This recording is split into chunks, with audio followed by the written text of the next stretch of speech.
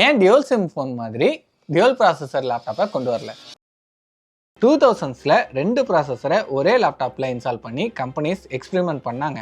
ஆனால் result flop தான். First problem heat தான். ரெண்டு ப்ராசஸரும் ஒரே லேப்டாப்பில் இருக்கும்போது ஓவராக ஹீட் ஆகி சீக்கிரமாக பேட்டரியை ட்ரெயின் பண்ணிடும். செகண்ட் ப்ராப்ளம் சாஃப்ட்வேர் தான். Most of the apps dual ப்ராசஸருக்காக ப்ரோக்ராம் பண்ணுறது இல்லை. ஸோ ஒரு ஆப் ரன் ஆகும்போது ஒரு ப்ராசஸர் மட்டும்தான் வேலை பார்க்கும், இன்னொன்று சும்மா தான் இருக்கும். Third problem cost. Dual socket இருந்தால் டியூல் சாக்கெட் மதர் போர்ட் போட வேண்டியதாக இருக்கும். எக்ஸ்ட்ரா கூலிங், இன்ஜினியரிங் காம்ப்ளெக்சிட்டி இது எல்லாமே இருந்தால் லேப்டாப்போட காஸ்ட் டபுள் ஆகிடும்.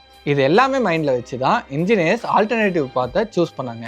அதுதான் மல்டி கோர் ப்ராசஸர். சிங்கிள் சிப்பில் multiple course, 4 core, 8 core, 16 core எல்லாமே எஃபிஷியண்ட்டாகவும் கூலிங்காகவும் அஃபோர்டபுளாகவும் ரெடி பண்ணாங்க.